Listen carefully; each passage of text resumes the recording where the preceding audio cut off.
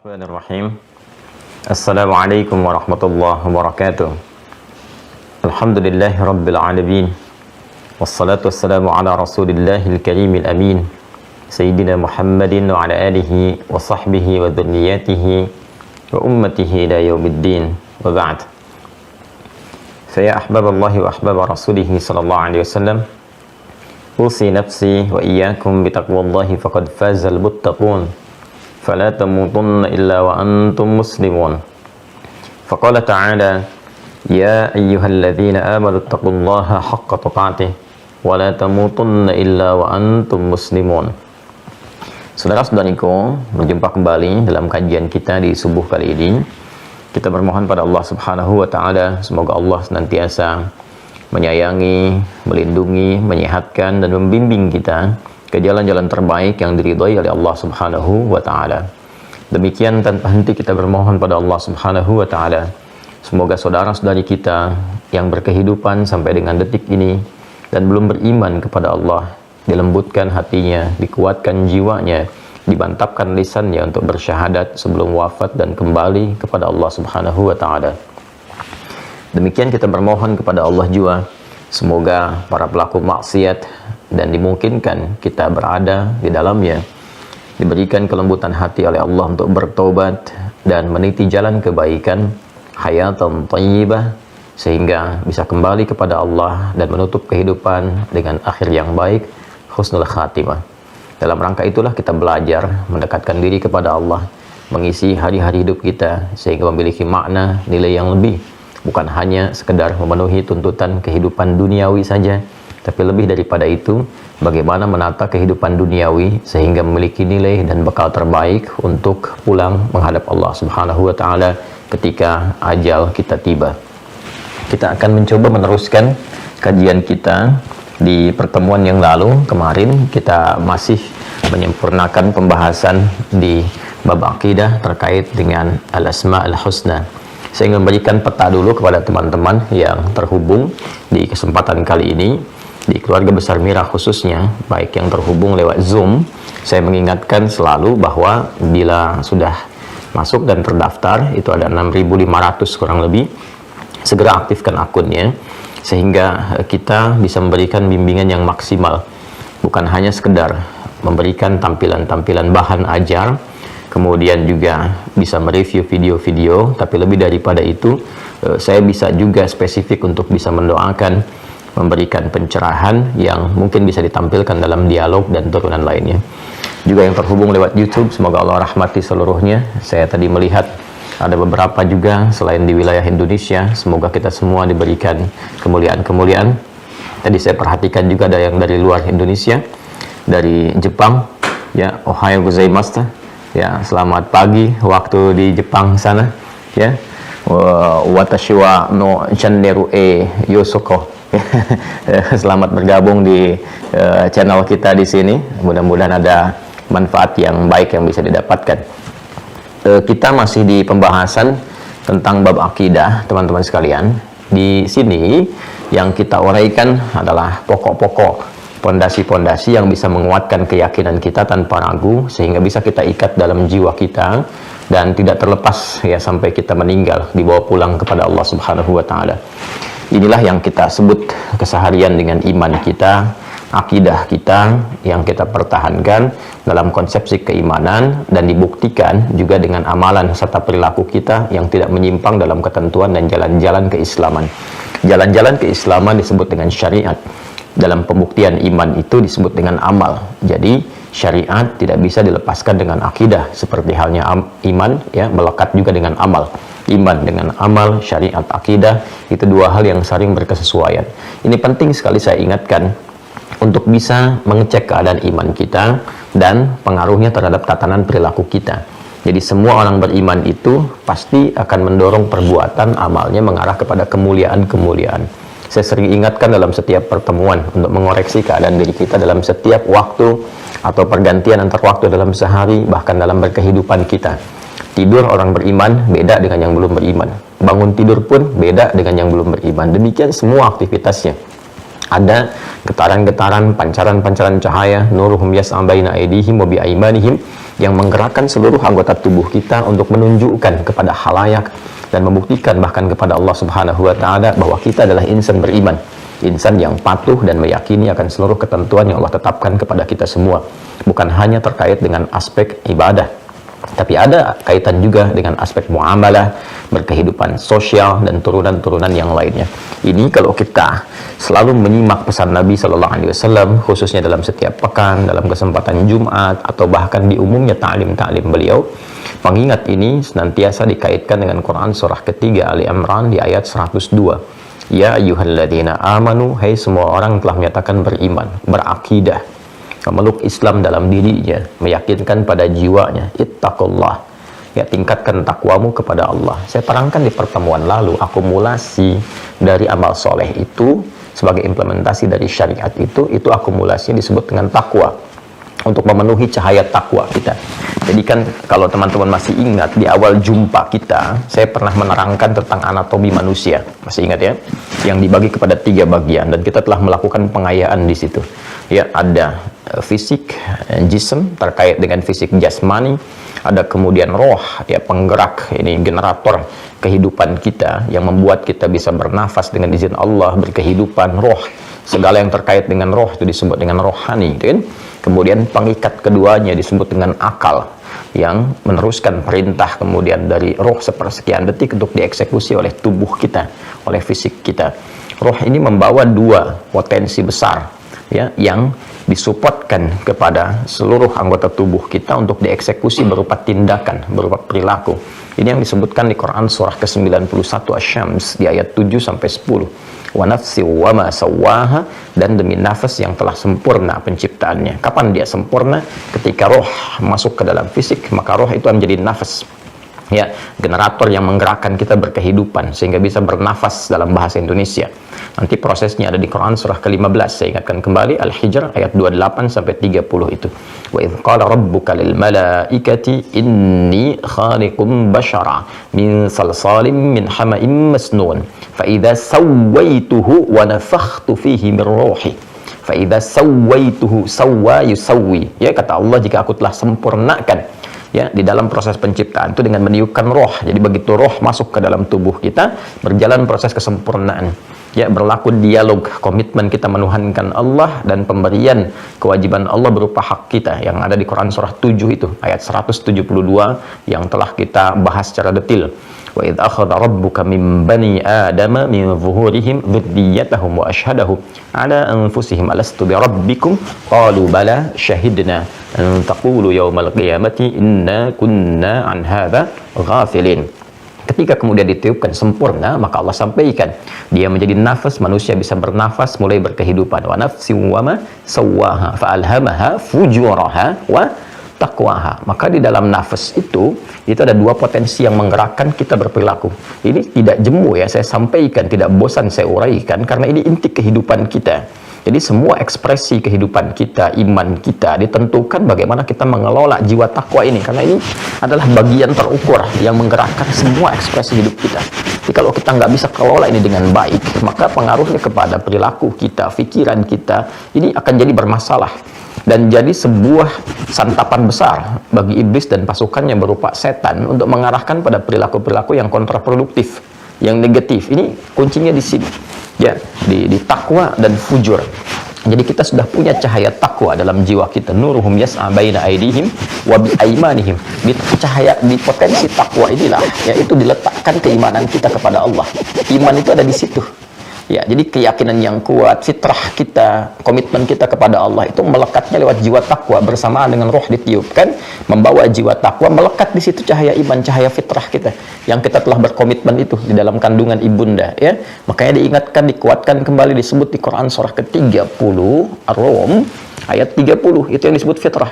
Fitratallahi allati fataran nasa 'alaiha fa'aqim wajhaka lid-dini hanifa. Maka hadapkan dirimu sepenuhnya kepada ketentuan ad-din. Apa itu ad-din? Quran surah ketiga Ali Imran ayat 19. Innad dina 'indallahil Islam. Dan dasar keislaman itu adalah bersyahadat. Fa'lam annahu la ilaha illallah, gitu kan. Jadi itu sudah membawa fitrah. Makanya disebut fitratallahi allati fataran nasa 'alaiha la tabdila li khalqillah. Ya, tidak ada perubahan-perubahan bagi Allah mencipta, membawa fitrah itu. Yang dimaksudkan Nabi kullu mauludin yuladu 'alal fitrah. Setiap yang terlahir membawa fitrah. Fa abawahu yuhawwidanihi aw yumajjisanihi aw yunassiranihi. Maka lingkungan sekitar yang membentuk dia atau merubah dia, bergeser dari fitrahnya, bahkan kemudian dia bisa keluar dari fitrah sehingga harus mendapatkan pencerahan kembali untuk meniti jalan menuju fitrahnya yang awal, yang bersih, yang mula, ya. Nah, ini saat masuk ke dalam jiwa kita itu, nanti takwa katalisnya disebut dengan fujur. Jadi fujur itu katalis gitu kan, untuk bisa mensupport yang takwa ini naik ke permukaan. Ya, hanya mungkin dikesankannya oleh sebagian orang yang tidak mempelajari dengan dalam itu sebagai sisi negatif. Jadi selalu dipahami begini, ada kekuatan positif dan negatif dalam diri kita. Sebetulnya yang negatif itu kan konsepsi dasarnya, kalau kita bahkan di fisika gitu kan, ataupun di kimia, ya, ada proton, elektron, kemudian di fisika juga gerakan arus listrik itu kan ada arus positif, arus negatif. Kan itu negatif itu ada untuk mensupport yang positif supaya energinya keluar, gitu kan? Ya, masih ingat ya, saya dulu SMP SMA tuh belajar fisika tuh, saya kira kita paham yang dasarnya demikian gitu ya. Ada bab gaya, nanti masuk ke listrik, besarannya ada ohm dan sebagainya. Itu kalau kita baterai kalau positif saja, nggak ada negatif, ya nggak ada keluar energi ya. Ya, jadi kan ada positif, ada energi yang negatif disatukan kemudian, maka mengeluarkan energi dari situ kemudian bisa bergerak, jadi generator dan seterusnya. Jadi fujur ini pada dasarnya itu adalah katalis gitu ya, supporter utama untuk takwa supaya muncul. Tapi dia berupa lawan. Ya, ini saya sedikit dalami dulu ya sebelum kita masuk. Ini gampang yang lain-lainnya kalau kita paham yang ini inti kehidupan kita. Ya, ini supporter utama takwa itu fujur. Dan dia berupa lawan. Ya, lawan sifat. Jadi kalau di takwa ini ada jujur, di sini ada dusta, gitu kan? Kemudian bila di sini ada sabar, di sini ada amarah, gitu. Dan bila di sini ada tawadhu, rendah hati, di sini ada sombong, gitu kan? Nah, demikian seterusnya. Jadi ketika Allah menciptakan marah, bukan ingin membuat seseorang menjadi pemarah, bukan. Tapi ingin mensupport supaya sabarnya ini muncul. Belajar dari marah ini supaya sabar ini keluar. Makanya nanti ada pengendalian amarah, gitu kan? Nah, kemudian penguatan kesabaran. Sebab kalau nggak ada marah, sabar ini nggak diketahui. Kalau nggak ada dusta, ya, ini jujur ini nggak diketahui. Jadi Allah menciptakan sifat dusta, bukan ingin menjadikan manusia menjadi pendusta, bukan. Tapi supaya jujurnya ini muncul ke permukaan, belajar gitu dari situ ya. Kemudian sabar juga diciptakan ya, supaya bisa terus naik, memberikan kualitas dalam kehidupan. Cuma dia butuh penguat, butuh katalis. Apa itu? Ya marah. Ya kan nggak mungkin ibu di rumah tiba-tiba mengatakan pada suami, sabar ya Pak, sabar. Nggak ada angin, nggak ada hujan, nggak ada petir gitu kan. Nggak ada masalah apa-apa. Suami pulang dari kantor, datang ke rumah, baru buka pintu Anda katakan, Waalaikumsalam, sabar ya Pak, sabar gitu. Ya kan juga suami kaget gitu, Mama sehat nggak pagi ini gitu. Jadi harus ada satu katalis yang menjadikan sifat-sifat itu muncul dalam berkehidupan. Kita bisa lihat ya. Nah, maka takwa ini itu harus disupport. Ya, bagaimana mensupport takwa itu lewat amalan. Karena itu semakin banyak amal itu akan menggerakkan nilai takwa muncul ke permukaan dan dia disupport oleh cahaya iman, itu yang menggerakkan semua perilaku kita. Karena itu di Al-Qur'an seringkali kata iman itu bersanding dengan takwa dan dihiasi serta diisi dengan amalan. Kalau Anda perhatikan konsepnya selalu begitu. Mau takwanya duluan, iman di tengah, kemudian amal. Mau iman dulu, kemudian amal, ujungnya takwa. Selalu tiga ini bersanding bersamaan. Ya, seakan tidak terpisahkan. Dan kalau sudah diketahui nanti salah satunya hilang, sudah dipahami, ini pasti mengandung ketiganya gitu, nggak dilepaskan dari situ. Ya, misal kita lihat derivasi takwa, iman dan amal turunan atau dalam bentuk detilnya. Di Al-Baqarah ayat 2 sampai 5 itu kan jelas. Dzalikal kitabu la raiba fi hudal lil muttaqin. Muttaqin itu kan orang takwa. Siapa orang takwa ini? Ayat 3-nya. Alladzina yu'minuna bil ghaib. Iman kan? Wa yuqimunas shalah. Amal.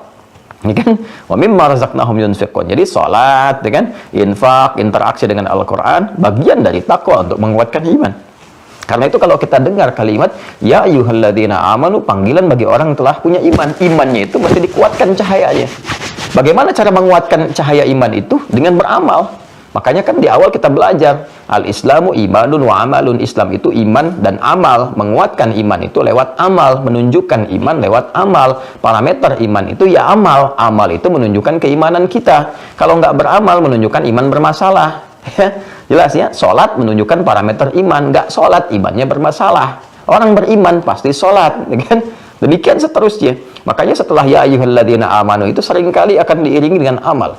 Ya ayyuhalladzina amanu, Al-Baqarah 183, hai orang-orang yang telah menyatakan ia beriman, kutiba alaikumussyam, diwajibkan bagi kalian menunaikan puasa. Puasa itu ya amal, ya kan? Untuk menguatkan iman. Nah, nanti puasa ini bagian dari takwa. Akumulasinya nanti akan membuat iman kita semakin kuat. Ya ayyuhalladzina amanu, ya kutiba alaikumussyam. Puasa kama kutiba alal ladzina min qablikum la'allakum tattaqun. Ya kan? Tadi sholat bagian dari takwa, puasa bagian dari takwa, haji juga sama juga bagian dari takwa. Al-Baqarah ayat 197 misalnya, ya, di mushaf standar paling kanan sebelah atas. Al-hajju ashhurum ma'lumat, faman farada fihinna al-hajja fala rafatha wala fusuqa wala jidala fil hajj. Wa ma taf'alu min khairi ya'lamhu Allah wa tazawwadu fa inna khairaz zadi taqwa. Tuh. Jadi kita berhaji itu karena keimanan kita. Haji kan rukun iman tertinggi kan dalam turunannya itu. Ya, kok akumulasi dari syariat itu kan ada pada haji. Rukun Islam yang kelima, ya. Saya sebut akumulasi kumpulan itu pada amalan ada pada haji karena gini. Ibadah itu ada berupa fisikal seperti sholat yang tidak banyak melibatkan harta atau tanpa harta sedikit pun, kecuali untuk pendukung kita menutup aurat dan turunannya, ya. Nah, yang tidak melibatkan harta secara langsung, fisik, sholat. Yang kedua ibadah harta yang tidak melibatkan fisik secara khusus, ya, secara langsung, secara umum, ya. Nah, itu zakat, ibadah harta, infak, ibadah harta, itu kan? Baik, kita bisa titipkan bahkan kepada amil zakat atau kepada misalnya badan-badan tertentu yang terpercaya untuk menyalurkan infak, ya, dan turunan-turunan lain. Jadi tidak menuntut keterlibatan fisik secara langsung. Jadi ada ibadah harta, ada ibadah fisik. Nah, haji itu menyatukan harta dan fisik sekaligus. Kita mau berangkat haji nggak ada hartanya sulit, ya. Harus ada dikumpulkan dulu. Kemudian juga fisiknya jelas, dituntut punya fisik yang prima dari mulai wukuf, ya. Kemudian setelah itu dari mulai ke Muzdalifah, kemudian ke Jamarat sampai dengan tawaf, sampai dengan mabit di Muna, itu kan butuh kekuatan fisik yang dahsyat. Karena itu haji menggabungkan pahala fisik dan pahala harta. Kalau benar langsung surga, ya kan? Al-hajjul mabruru laisa lahul jazaa illal jannah. Kalau kita belajar fisik itu masih dihitung 10 kali dalam setiap kebaikan. Sholat kan sekali dikerjakan dapat 10 poin. Kalau jamaah kalikan 27. Kan konsepsinya begitu. Ya, sholat kan disebut hasanah di Quran surah ke-11 Hud ayat 114. Aqimis sholata tarafain nahar wa zulafan minal lail innal hasanat yudhibnas sayyiat. Sholat di situ disebut dengan hasanah. Sedangkan satu perbuatan hasanah poinnya 10 di Quran surah ke-6 Al-An'am di ayat 160. Man jaa bil hasanati falahu asyru amthaliha. Jadi kalau kita kerjakan sekali sholat tuh poinnya 10. Kalau berjamaah kali 27. Salatul jama'ati afdalu min salatil fardi bi 27 darajah. Dan menghitungnya jangan 1, 2, 3 seperti saya pernah sampaikan. 1 ke 2 itu bisa 500 tahun tinggi nilainya. 2 ke 3 bisa 500 tahun, belum feedbacknya kepada kita. Tanha 'anil fahsya'i wal munkar, tatmainnul qulub, memberikan ketenangan pada jiwa, mengantarkan pada kesuksesan, memberikan bimbingan pada kebaikan. Tapi poinnya kembali ke awal bahwa semua amal ibadah ini itu sesungguhnya ingin menguatkan takwa. Kuatkan takwa. Dan penguatan takwa ini untuk memberikan kekuatan pada cahaya iman, supaya makin terang, memberikan bimbingan kepada tubuh kita. Karena itu Nabi mengatakan dalam setiap pembuka khutbah Jumat itu, dalam salah satu bagian dari tausiah, gitu kan, wasiat kencang yang diberikan kepada kita, yang kuat, yang mengikat. Atau dalam setiap pembukaan ta'lim pada umumnya, beliau mengutip Quran surah ketiga Al-Imran ayat 102 yang tadi saya bacakan di awal. Ya ayyuhalladzina amanu taqullaha haqqa tuqatih. Hai semua orang-orang beriman, tingkatkan takwamu kepada Allah, tingkatkan amalmu. Ya, ayo coba evaluasi oleh kita, bikin kurikulum, ya. Saya dulu waktu kecil itu suka punya buku tuh. Ya, bahkan diajarkan langsung dari sekolah tuh. Ya, jadi kita punya buku catatan tuh. Ya, buku catatan kita tuh tuliskan. Jadi semua jenis sholat, saya pernah awal-awal pulang dari Tripoli itu bikin, bukan bikin, ya, ada pengajian-pengajian kecil gitu, kelas-kelas terbatas itu. Saya minta murid-murid saya tuh, yuk bikin buku. Bahkan saya coba contohkan begini bikinnya. Ya, semua jenis sholat kita keluarkan. Sholat fardu jelas kita paham. Ya, waktunya kita tahu. Kalau nggak tahu waktu sholat fardu itu jadi masalah, gitu kan. Itu kan tanda iman pertama itu. Inna sholata kanat 'alal mu'minina kitaban mawquta. Ya, sholat itu yang fardu itu orang beriman ya pasti tahu waktunya. Jadi kalau nggak tahu waktunya ada persoalan dalam imannya itu, ya. Kemudian selain yang fardu kita turunkan yang sunnah, yang mutlak apa, yang rawatib apa, yang malam apa, yang pagi apa, gitu kan, terus itu. Jadi selama hidup ini kita tahu menu sholat tuh ini. Oh, ini menunya, ya. Ini menu sholat, waktunya kapan, manfaatnya apa, gitu, ya. Lalu di kolom berikutnya kita tuliskan dikerjakan hari ini atau tidak. Atasnya saya berikan hari itu, tanggal 1 sampai dengan tanggal 30 atau 31 kalau Masehi gitu kan, untuk ngitungnya. Jadi saya turunkan dalam sehari ini saya kerjakan nggak gitu. Jadi kita bisa evaluasi. Anda dari mana tahu bisa meningkatkan takwa? Ya, dalam bidang sholat misalnya. Dari mana bisa kita tahu takwa kita meningkat dalam hal sholat? Kan nanti diturunkan. Ya, takwa itu kan tadi saya katakan amal soleh, kan? Disebutkan oleh Quran dari mulai amalan fisik, sholat, kan? Amalan harta, zakat, turunannya infak. Nanti gabungan latihan awalnya ada puasa. Setelah itu kemudian nanti ada haji, ada umrah. Nah, kita bagaimana bisa tahu kalau sholat kita itu meningkat untuk supporting takwa kita itu? Dari mana taunya? Kan ada dua hal, kuantitas dan kualitas, ya kan? Untuk kuantitas bertambah jumlah sesuai dengan aturan koridor, bukan nambah sendiri, bukan menjadikan subuh dari 2 jadi 3, gitu kan? Nah, tidak demikian. Nah, kan gak ada larangannya, Ustadz. Ibadah itu yang dicari bukan larangan, tapi perintahnya. Ya, kalau yang dicari larangan gak akan ketemu di Quran. Sholat maghrib dilarang 4 rakaat, gak akan ketemu. Di hadis juga gak ada larangannya, cuma diperintahkan. Perintahnya apa itu yang kerjakan. Karena asal ibadah itu terlarang kecuali ada perintah. Al-aslu fil ibadati haramun hatta yadulla dalilu ala amriha. Asal ibadah itu dilarang sampai tiba kemudian perintah untuk melakukannya. Sebaliknya, kalau urusan dunia yang dicari apa? Larangannya. Ya, jadi untuk memudahkan kita, Masya Allah. Ya, yang dilarang kan terbatas, yang lainnya boleh semua. Dilarang pun untuk menjaga kehormatan kita. Nah, jadi balik ke kita sekarang. Bikin ya kurikulum itu. Nanti insya Allah coba. Kan sudah dikasih itu note. Kalau Anda dapat paket itu kan ada bukunya itu. Ya, salah satunya kan Anda bisa buat tuh. Ya, memo-memo harian kita. Coba di checklist oleh kita tuh. Fardu oke, ya. Kemudian apa namanya? Terkait dengan sholat apa saja. Ya. Ya, sholat 1 misalnya kan, yang rawati mengikat kita ada berapa tuh, ada berapa rakaat tuh. Dari 12 tuh berapa yang kita kerjakan. Apakah ditoleransi 10, hari ini turun atau tidak. Ya, kalau kita lihat sekarang misalnya, oh hari ini saya bisa 12, Alhamdulillah, berarti besok jaga. Kan tingkatkan takwa. Kalau besok jadi 10 berarti turun kan. Ya kan? Tahajud bagaimana, kemudian juga sholat duha bagaimana. Jadi kita bisa evaluasi tiap hari, punya kalender pribadi. Ntar tinggal cocokin aja sama catatan malaikat. Begitu mereka bawa catatan, kita juga ada, gitu kan? Nah, dan itu menarik sekali, gitu kan, berkehidupan demikian. Kalau sudah semua tercatat, jadi kebiasaan. Kalau udah kebiasaan, nggak usah dicatat lagi. Ya, karena nanti rekamannya ada dalam jiwa kita, terekam otomatis. Kan kalau sudah berkebiasaan itu terekam otomatis di memori kita. Jadi nanti tertanam, disupport oleh iman. Kalau nggak kekerjakan, gelisah. Nanti jadi alarm sendiri. Itu saya di pesantren tuh. Ya, dulu saya waktu pesantren, saya pengen bangun tahajud. Saat kawan-kawan saya sudah punya jam waker itu ya. Ya, untuk alarm tuh, pengingatkan. Dulu masih pakai waker gitu ya. Ya, belum ada yang seperti sekarang pakai handphone dan sebagainya. Itu saya nggak punya. Karena memang punya keterbatasan, saya nggak punya. Saya tanya guru saya pengen tahajud, saya nggak punya jam waker itu seperti kawan saya. Gimana caranya saya bisa bangun? Ya, beliau katakan minta sama Allah. Itu Allah bangunkan. Dan Masya Allah itu wakernya yang Allah kasih itu lebih dahsyat dari teman-teman tuh. Ya, kalau teman-teman dipasang jam 3, alarmnya baru bangun jam 3. Ya, pengingat dari Allah itu kita minta jam 3, dibangunin jam 2, teman-teman. Dibangunin jam 2. Ya, karena Allah Maha tahu tuh, minta jam 3, bangun jam 2 kan juga kadang-kadang kan duduk seperti ini, begini kan awal-awal bisa jam 3:4 kita baru sadar, gitu kan. Ada yang baru awal begini, ya bangun jam 2, begini udah jam 4:30 kan. Ternyata udah mau komat gitu. Nah, itu hal-hal demikian tuh menarik gitu. Nah, kembali, ini mohon izin ya, saya lakukan pendalaman dulu supaya kita mengerti gitu. Nah, ini kan nyambung semua. Hai orang-orang beriman, tingkatkan takwamu kepada Allah dengan serius, haqqa tuqati, dengan sungguh-sungguh. Ya, jadi jangan kita sekarang semangat, besok tidak. Mau ujian semangat, setelah kelulusan selesai. Ya kan? Mau uji jabatan semangat, uji kelayakan, fit and proper test. Setelah itu kosong lagi gitu. Ya, itu motivasi sementara namanya. Teruskan sampai kita wafat kan, wala tamutunna illa wa antum muslimun. Kebiasaan itu dibawa sampai wafat. Sabarlah. Ya, tolong ingatkan diri kita, saya pribadi dan teman-teman. Kita sabar aja sampai tiba ajal. Setelah itu kan meninggal enak. Kan nggak capek lagi setelah meninggal itu.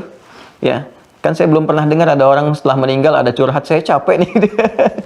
Amal itu sekarang aja, tobakan antobak itu sekarang saat hidup. Ada saatnya kita beristirahat untuk sepenuhnya. Jadi berjuang dulu yang sabar. Sampai tiba masa itu kita untuk kembali dan tenang, wafat dalam keadaan tenang. Ya Tuhan nafsul mutmainnah, tenang, wafatnya selesai. hidup itu kan sederhana, itu jalani seperti ini, pelajari, ini masalah, ini tantangan, ini menyelesaikan, selesai. Nah, nanti apa feedbacknya kalau kita bisa jaga itu sampai kita meninggal? Nanti takwa itu selain memberikan kekuatan pada sinyal dan cahaya iman supaya terang membimbing tubuh kita beraktivitas, nanti feedbacknya adalah pemberian dari Allah untuk kemudahan hidup. Makanya banyak ayat di Quran mengaitkan kesuksesan dan kebahagiaan itu dengan takwa. Ya, misalnya Anda ingin bahagia, ternyata solusinya takwa. Nah, di akhir ayat 189 di surah kedua Al-Baqarah, surah kedua ayat 189, lihat ujungnya. Wattaqullaha la'allakum tuflihun. Bertakwalah kalian kepada Allah agar kalian cenderung bahagia. Ya, adik-adik saya lihat nih, adik-adik yang masih belajar nih, kelihatan kan? Apakah misalnya di level SMP kah, SMA kah, di kampus kah? Ternyata penguatan ilmu itu dengan takwa. Dan saya membiasakan untuk melihat itu, belajar dari ulama-ulama dulu, saya coba ikuti, ternyata dahsyat dampaknya, betul itu, betul. Karena Allah kalau sudah mengatakan pasti hak yang kita pelajari kemarin. Ya, itu ada di Quran surah kedua Al-Baqarah, di akhir ayat 282. Ayat terpanjang dalam Al-Quran, ya. Quran surah kedua Al-Baqarah, ayat 282. Ya, paling kiri itu, ya itu dari atas ke bawah itu satu ayat tuh. Lihat paling ujungnya, paling bawahnya itu. Akhir ayatnya, wattaqullah wa yu'allimukumullah. Tingkatkan takwamu kepada Allah, maka kami akan tambahkan pengetahuan. Ya, tambahkan pengetahuan. Jadi saran saya kalau masih punya baby ya, yang anak-anak tuh balita, bayi usia menjelang 5 tahun, usia emas itu yang disupport Bu, Pak, saya sarankan ya, karena saya coba praktekkan juga pada anak-anak kami itu, coba jiwa takwa tanamkan dulu. Itu dahsyat pengaruhnya kepada kecerdasan, cepat menangkap sesuatu. Saya praktekkan satu-satu itu pada anak-anak, itu luar biasa gitu. Ya, ada pengaruh, dan bukan hanya anak-anak kami, di sekolah juga demikian. Ya, di sekolah-sekolah yang kita bina itu anak-anak coba dekati ini, itu ada percepatan gitu. Dan risetnya sudah banyak. Ya, makanya ulama dulu itu memulainya dengan takwa dulu. Nanti disupport oleh ilmu ketika mereka mulai menjelang balik. Asalnya kan menghafal Quran, sholat, setelah itu dijelaskan lewat ilmu supaya kuat. Itu datang cepat itu. Silahkan cek biografi para ulama kita yang cendekiawan keilmuan umum saja. Itu rata-rata mulainya dari Quran dengan sholat. Dua itu aja, sholat yang benar, kemudian Quran. Itu luar biasa. Ya, Al-Farabi, Al-Kindi, Al-Ghazali, Al-Khawarizmi, Al-Battani, gitu kan, dan seterusnya yang lainnya juga, itu sangat luar biasa. Nah, nanti kalau kita pun ingin mendapatkan kemudahan dalam kehidupan, itu akan dibimbing lewat cahaya takwa itu. Cahaya iman yang menguat dibimbing. Ini ada masalah ini begini, masalah ini begini. Itu yang dimaksudkan di Quran surah ke-65, ya kan? 65 At-Talaq, di akhir ayat kedua, di awal ayat ketiga. Ya, wa may yattaqillaha yaj'al lahu makhraja wa yarzuqhu min haitsu la yahtasib. Siapa yang mampu meningkatkan takwanya kepada Allah, ya, maka kami akan berikan jalan kemudahan, solusi dari setiap problematika hidup yang dialami. Kemudian bahkan rezeki pun kami kirimkan dari sisi yang tidak terduga. Ya, bahkan selanjutnya, wa may yattaqillaha yaj'al lahu min amri yusra. Kami mudahkan urusan hidupnya. Jadi mungkin kalau ada kesulitan, dan selalu sulit, mungkin bukan kurang harta, kurang tinggi kedudukan, kurang takwa. Ya, toh itu sudah terbukti kok, sudah dialami. Ini kurang apa lagi?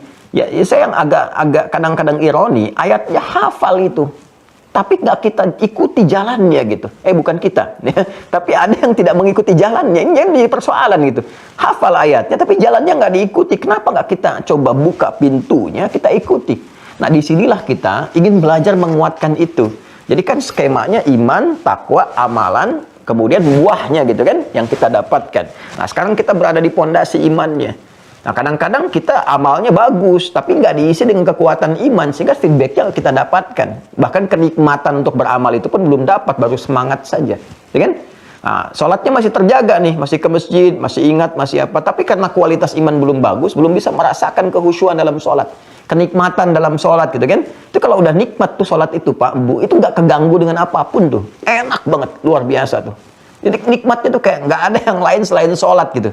Ya, makanya Nabi kan kalau tahajud itu kan waktu itu quality time-nya itu yang paling luar biasa saat tahajud kan. Sampai sujudnya itu lamanya luar biasa karena mendapatkan kenikmatan tuh yang paling tinggi.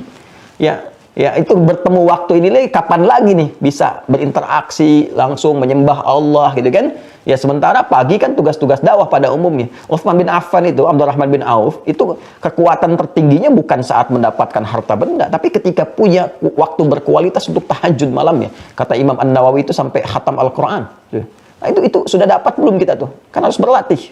Nanti feedbacknya akan kita rasakan, ada ketenangan. Wah, orang tuh kalau sudah tenang tuh enak betul. Ya, rezeki macam-macam dan sebagainya. Kita pelan-pelan berlatih itu. Ini kita sempurnakan. Ya, dari iman itu ada rukun 6. Kita baru masuk di yang pertama untuk memantapkan keimanan pada Allah, ma'rifatullah. Sehingga ketika ma'rifatullah sudah kita mengerti, oh ini maksudnya ini, cara meminta begini, memahaminya begini.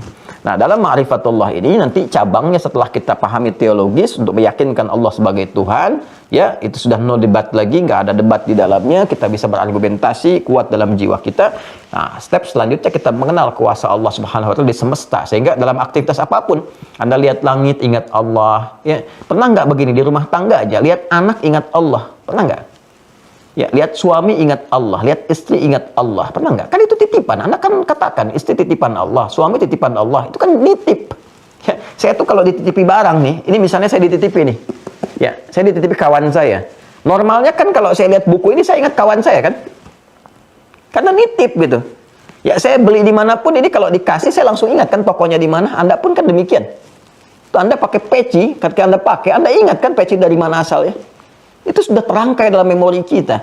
Nah, ini kan sama, kita dititipi anak, istri, atau istri dititipi suami. Dan ingat nggak ketika menatap tuh? Di istri ketika menatap suami, yang diingat tuh uang belanja atau ingat Allah tuh?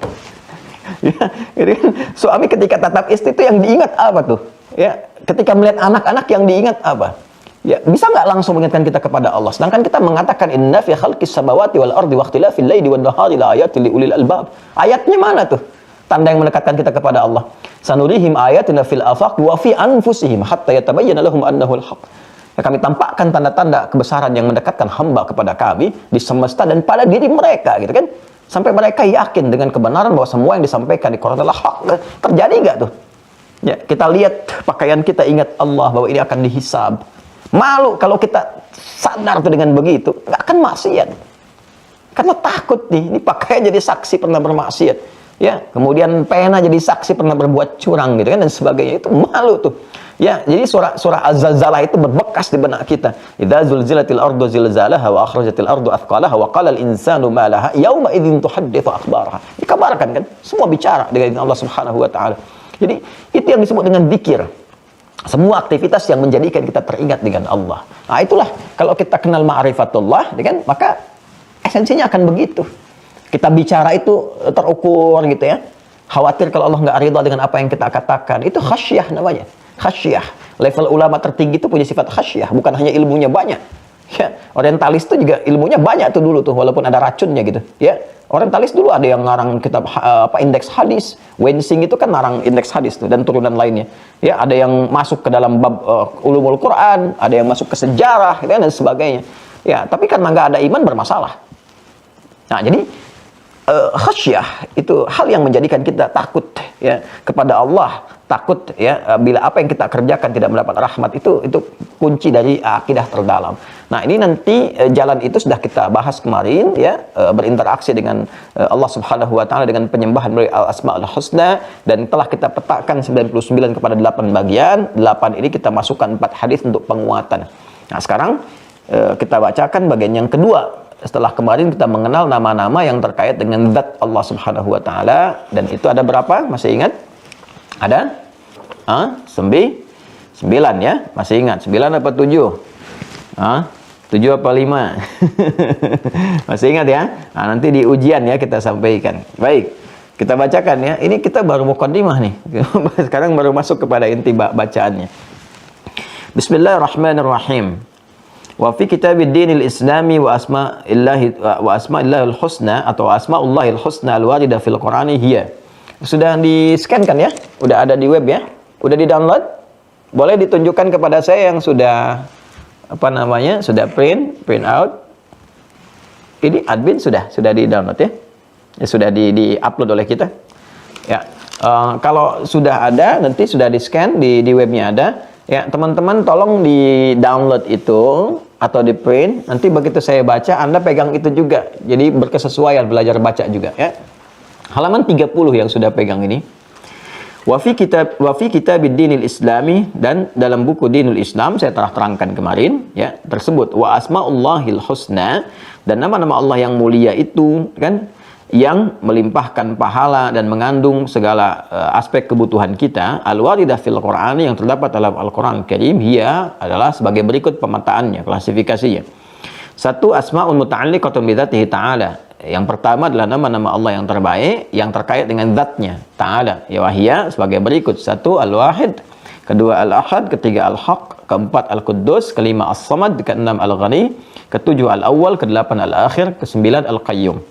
Ini sudah kita bahas di pertemuan yang lalu, ya, dan dampaknya, feedbacknya terhadap pengabulan doa. Jadi kalau kita bacakan dengan nama-nama ini disertai dengan aspek hajat kebutuhan kita, benar cara memintanya, itu akan terjadi percepatan dalam pengabulan doa. Dan saya bacakan hadisnya kemarin, ya. Jadi prakteknya begini, misal ya, ini langsung saja ya, yang paling cepat. Kita punya hajat terkait apa nih? Terkait rizki misalnya, rizki, ya. Nama Allah yang terkait rizki kan Ar-Razzaq, ya, Ar-Razzaq. Baik. Dan konsepsinya kita memanggil, ya, konsepnya memanggil Allah sesuai dengan, ya, kebutuhan kita. Sebut nama Allah yang sesuai kebutuhan kita. Ini ada di Quran surah ke-17 Al-Isra, dalilnya. Quran surah 17 Al-Isra ayat 110. Yaitu kan ada 111 ayat, ya, 2 ayat terakhir, ayat 110. Perhatikan kalimatnya. Qulidu'allaha, ya, jika kalian punya persoalan dalam kehidupan, ya, panggil Allah, minta sama Allah, berdoa. Awid Ar-Rahman, ya, atau panggil Ar-Rahman, minta, ya. Ayyamma tad'u falahul asmaul husna, ya. Kapanpun kalian ingin memohon kepada Allah dalam setiap kondisi situasi apapun, maka Allah memiliki nama terbaik sesuai kebutuhan kita. Yang saat Anda menyebutnya, selain mendatangkan pahala, juga ada percepatan dalam pengabulan. Nah, nama-nama terbaik ini sudah disiapkan oleh Allah sesuai kebutuhan kita. Jadi kalau kita mau minta, seperti saya pernah ajarkan di dalam 2-3 pertemuan ke belakang, pilih nama sesuai dengan butuhnya kita. Kalau butuh tambahan pengetahuan, Al-Alim. Butuh tambahan rezeki, Ar-Razzaq. Kan saya terangkan satu-satu itu. Ya, misal kita ingin minta kepada Allah itu kelapangan dalam rezeki. Berarti nama yang sesuai Ar-Razzaq, kan? Maka sebut nama Allahnya dulu, ya. Ya Allah, gitu kan? Kemudian Ya Razzaq. Ya Allah, Ya Razzaq, gitu kan? Nah, kalau ingin lebih cepat lagi daripada itu, sertakan nama-nama Allah yang tertinggi, tingkatan tertingginya, yang kemarin kita terangkan dengan Ismullahil A'zam, ya, atau Asma'ullahil Uzma. Bismillah. Ini praktek, ya. Ya kan, pembahasannya ini di halaman 31-nya, ya kan? Di paling kiri itu, di tengah kan di kitabnya disampaikan ada Ismullahil A'zam. Ya. Ini kan? Atau Asma'ullahil Uzma. Ya kan? Seperti ini. Kalau ismun itu bentuk tunggal, mufrad, singular, asma bentuk jama, plural, ya. Nah, ini nama Allah, ya, bisa satu disebutkan, yang tertinggi, tingkatan tertinggi, kan? Atau Asma'ullahil Uzma, atau nama-nama, kan ada beberapa nama yang bisa kita sertakan juga, bukan satu nama tapi 2, 3, 4 dan seterusnya. Sepanjang dalam satu frame ini, nama-nama yang tertinggi, tingkatan tertingginya. Tingkat tertinggi teragung, ya, teragung. Ini yang saya maksudkan dalam tema tingkatan Asmaul Husna, gitu kan? Tertinggi, teragung. Ya, teragung, yang paling dahsyat, ya. Kalau di Sunda ada agung, ada agung. Ternyata dibedakan. Saya pernah ke Ciamis, Alah Panjalu, dapat undangan ceramah dulu sekitar 3 tahun ke belakang, ya. Nyampe ke sana, saya disampaikan di telepon, Ustadz akan ceramah nanti di Masjid Agung. Saya dengarnya Agung, kan. Begitu nyampe ke sana, ini Pak tempatnya. Bukan Ustadz, kalau ini Masjid Agung, katanya. Oh, kalau saya di mana ceramah? Di Masjid Agung. Jadi ada Agung, ada Agung. Yang besar dengan yang lebih besar lagi, itu satu titik, ya. Nah, ini tertinggi yang teragung. Nah, urutan pertama, nama-nama Allah yang tingkatan tertinggi itu yang terkait dengan zatnya, dengan zat Allah. Ya, dengan zat. Asma'un muta'alliqatun bidzatihi ta'ala. Jadi ini langsung terkait dengan zat Allah, ini tingkat tertingginya. Nah, nama-nama terkait dengan zat itu kan ada 9, seperti kita pernah sampaikan, ya kan? Nah, di antaranya kan ada Al-Wahidul Ahad dengan As-Samad dan sebagainya. Kita ingin ambil misalnya, kita ingin katakan misalnya Al-Ahad, kan? As-Samad. Nah, kita praktekkan ya, kita praktekkan. Misal kita ingin minta terkait dengan rezeki. Ini prakteknya. Kan? Permohonan kita adalah kelapangan dalam hal rezeki. Nama Allah yang melimpahkan rezeki kepada kita ditetapkan dalam Al-Asmaul Husna adalah Ar-Razzaq. Jelas ya? Ini pun ada detail lagi.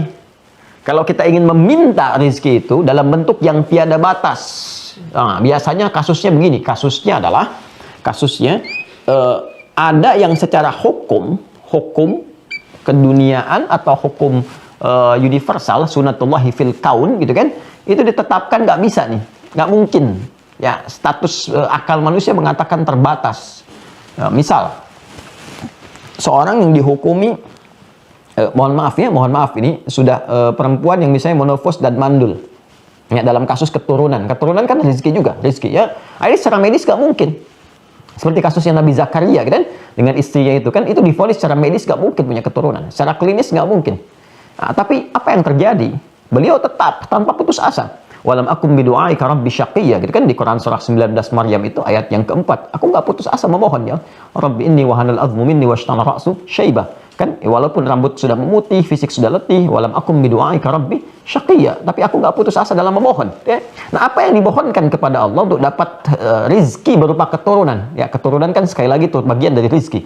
Apa yang disebutkan oleh beliau? Nah, menyebut nama Allah yang pemberi tanpa batas. Ketika dihukumi ada batasan oleh manusia, maka disebutkan nama Allah pemberi sesuatu tanpa batas. Itu Wahhab namanya, Al-Wahhab. Ya kan? Nah, jadi kita bisa sebutkan pertama kalau kita meruntut kepada Quran surah ke-17 Al-Isra ayat 110. Ya, ini prakteknya kan begini. Kata Allah, "Qulid Allah." Ya, sebut dulu nama Allah yang pertama. Maka kita katakan Allahumma, ya kan? Atau ya Allah. Nah, ini praktek ya. Kita katakan ya Allah, ya kan? Nah, ya Allah. Nah, kalimat ya Allah ini, kalau kita satukan, ini sudah kalimat fitrah sebetulnya. Kalau kita butuh sesuatu yang unsurnya memohon, meminta, butuh pertolongan, itu keluar di lisan kita tuh, refleks itu. Ya, bahkan kepeleset aja kita bilang, ya Allah, gitu kan. Nah, ini ada fitrah untuk minta tolong. Ya, gelap sekali di luar itu, mendungnya gelap. Itu kan kita, ya Allah, mendung. Sebetulnya ada fitrah kita untuk minta tolong. Memohon kepada Allah. Nah, kalau spesifik kita ingin mohonkan, minta dengan mengadu kan, dan sebagainya, kita bisa gabungkan kalimat ini menjadi Allahumma untuk memberikan kesan yang spesifik, doa yang memang dipanjatkan untuk niat berdoa dengan ketulusan, bukan sekedar kalimat fitrah untuk membedakan dengan yang umum-umum. Ya, refleks kita katakan ya Allah, enggak. Ini spesifik untuk minta. Kita katakan Allahumma, digabungkan jadi Allahumma. Kalau sudah Allahumma, ini kalimat ini mengandung kerendahan hati, kan? Ya, kepasrahan, ya, keyakinan untuk dikabulkan jika memang dibutuhkan, kan? Ini gabungan dari ini semua. Ini yang dimaksud di Quran surah ke-7 Al-A'raf di ayat 205. Wadhkur rabbaka fi nafsika tadarruan wa khifatan wa dunal jahri minal qaul. Kan minta, berdoa, mohon kepada Allah dengan segenap kekhusyuan hatimu, kan? Dengan penuh kepasrahan, kerendahan hati, bahasa yang lembut yang kiranya bisa menyentuh, karena Allah itu maha lembut, kan, maha perasa, kan, dan maha mengabulkan dengan cepat yang keluar dari getaran jiwa yang paling dalam sehingga mampu menggetarkan arsy. Ya, nah, ini kurang lebih. Nah, jadi ini kita satukan Allahumma, ya, atau kita minta ya Allah, kan, kulid Allah, sebut nama Allah, awid ar-Rahman. Nanti masalah ar-Rahman saya akan masuk kepada yang kedua terkait dengan kasih sayang Allah Subhanahu wa taala. Ya, bagian ketiganya. Nah, sebut ya Allah atau Allahumma, ya kan? Allahumma kita praktekkan di sini. Ya Razzaq misalnya. Ya Razzaq. Nah. Allahumma ya Razzaq. Duhai Allah, aku memohon kepadamu dengan kepasrahan yang paling dalam. Ya. Dengan kelembutan yang mampu aku persembahkan. Engkau yang maha lembut, yang maha merasakan, maha mengetahui keadaan diriku. Ya Razzaq, Engkau yang maha pemberi rizki, berlimpah. Semua rizki Engkau yang kuasai, Engkau yang mengatur, Engkau yang memiliki segalanya. Ya kan? Nah, kalau Anda ingin katakan lagi, misalnya ada batasan kata manusia, Anda sebutkan Allahumma ya Razzaq, Allahumma ya Wahhab. Ya Wahhab, ya Allah, Maha Pemberi tanpa batas, yang tidak punya batasan dalam pemberian. Mereka mengatakan kepada aku, ya Allah, makhluk pun mengatakan aku punya keterbatasan. Sedangkan kau Maha mengetahui tentang keadaan diriku. Duhai yang Maha Pemberi tanpa batas. Ya kan? Nah, jadi Anda katakan Allahumma ya Razzaq atau Allahumma ya Wahhab, ya. Nah, sebelum Anda lakukan permintaan di dalamnya, Anda sertakan dulu ini yang tertingginya nih, Ismullahil A'zam. Sebut satu, Allahumma ya Razzaq atau Allahumma ya Wahhabul Ahad. Ya. Kalau Anda ingin tambahkan dengan lebih daripada satu, yang zat tadi yang ada 9, Allahumma ya Wahhabul Ahadus Samad. Misalnya kan? Terus Anda teruskan, alladzi lam yalid wa lam yulad wa lam yakul lahu kufuwan ahad. Setelah itu minta. Ya. Habli minas salihin. Ini kan kalimat yang menunjuk katanya langsung kepada nama Allah yang terbaik dengan sifat pemberian yang tanpa batas. Permohonannya kita bentuk dengan fi'il amr lit talab minal adna ilal a'la. Ya, permohonan dalam bentuk pengajuan yang tulus dari kita hamba yang rendah kepada Allah yang maha segalanya. Maka kita gunakan ini bentuknya seperti hab begini, hab. Ya. Jelas ya, hab di sini fi'il amr bukan diartikan perintah, tapi thalabud doa. Ya, kalau kita ngaji balaghah, ini bentuk fi'il amr itu banyak nanti, dan kita harus paham ini arahnya kemana. Bukan perintah, nggak boleh perintah kepada Allah, gitu kan? Allah perintahkan kepada kita. Perintah itu dari yang tinggi kepada yang rendah. Jadi kalau ada yang rendah kepada yang atas menggunakan fi'il amr, dipahaminya thalabun lid doa, ya meminta sesuatu pada satu permohonan. Hab. Jadi kalau ada hab, Anda temukan dalam Al-Quran, itu meminta, membawa nama Allah ini dengan sifat pemberi tanpa batas. Ya. Kalau untuk pribadi habli, ya. Tuh. Kalau banyakan lana. Ya. Misal kita ingin katakan misalnya Allahumma ya Wahhab, ya Ahadus Samad, alladzi lam yalid wa lam yulad. Allahumma habli minas salihin. Ya? Ya Allah, yang maha pemberi tanpa batas, yang punya sifat tunggal, keesaan pada zatnya, yang menjadi pusat dalam setiap permohonan. Gak ada satupun yang lain yang diminta selain Engkau, ya Allah, yang tidak beranak, yang tidak diperanakan, yang tidak punya sekutu, yang maha kuat dengan segalanya. Memohon kepadamu hamba, ya Allah, dengan keagungan zatmu, yang pemberi tanpa batas. Anugerahkan kepadaku, ya Allah, keturunan dari sisimu saja. Saat semua mengatakan aku gak mungkin punya keturunan, apa yang terjadi? Ini yang terjadi pada Nabi Zakaria alaihissalam ketika Allah langsung merespon di Quran surah ketiga Ali Imran ayat 38 sampai 39 itu. Ya, habnya disebutkan di 38, 39 jawaban. Fanadatul malaikatu wa huwa qa'imu yusalli fil mihrab annallaha yubashshiruka Yahya. Ya kan? Nah, jadi ini gambaran yang kita bisa berikan. Nabi Ibrahim juga pernah menggunakan kalimat ini di surah As-Saffat itu kan. Ayat yang ke-100, Rabbi habli minas salihin. Ya Allah, anugerahkan kepada aku generasi yang saleh. Maka Allah berikan, kabulkan. Ya, diberikan Ismail alaihissalam, Nabi Ishaq alaihissalam, dan turunan-turunannya. Saleh-saleh, baik-baik, gitu kan? Ya, dengan izin Allah, ya. Nah, ini teman-teman sekalian, ini gambaran, ya. Jadi prakteknya begitu. Prakteknya. Jadi kita hadirkan dulu nama zat yang tertinggi ini. Nah, dan dalam hadis riwayat Buraidah kemarin, radhiyallahu ta'ala anhu, gitu kan? Disampaikan ketika Nabi SAW dan mendengar ada seorang sahabat berkata, berdoa, dalam doanya dia menyebutkan, ya, Allahumma usyhidu bi annaka antallah la ilaha illa anta al-ahad as-samad alladzi lam yalid wa lam yulad wa lam yakul lahu kufuwan ahad. Allahumma inni as'aluka an taghfira li. Dia enggak minta dunia, dia cerdas banget tuh. Dia minta ampunan. Dia minta maghfirah. Cerdas sekali, cerdas. Ini berpikir luar biasa. Dan ini prinsip ekonomi spiritual diterapkan. Ekonomi spiritual. Prinsip ekonomi itu kan modal sekecil-kecilnya buat keuntungan paling banyak. Gitu. Dia menerapkan ekonomi spiritual. Jadi mengambil kalimat yang singkat dan padat, tapi keuntungan yang melimpah. Gitu.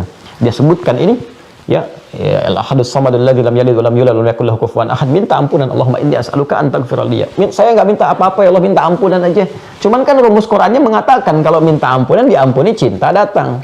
Ya, kalau cinta udah diberikan sama Allah, semua nggak ada tepian itu, semua dikasih. Yuhibbukumullah wa yaghfir lakum dzunubakum. Kalau Allah sudah cintai seorang hamba, diampuni dulu dosanya. Kalau dosa diampuni, udah dapat cinta Allah. Kalau cinta diberikan oleh Allah, semua nggak ada batasan. Kan sifat cinta begitu. Kalau semakin cinta kan semua diberi tanpa meminta. Anda mencintai pasangan, Anda berikan walaupun dia nggak minta, kan? Ya, Anda mencintai anak-anak, kok Masya Allah kan, yang terbaik yang diberikan, pakaian yang bagus, anak nggak minta Anda berikan.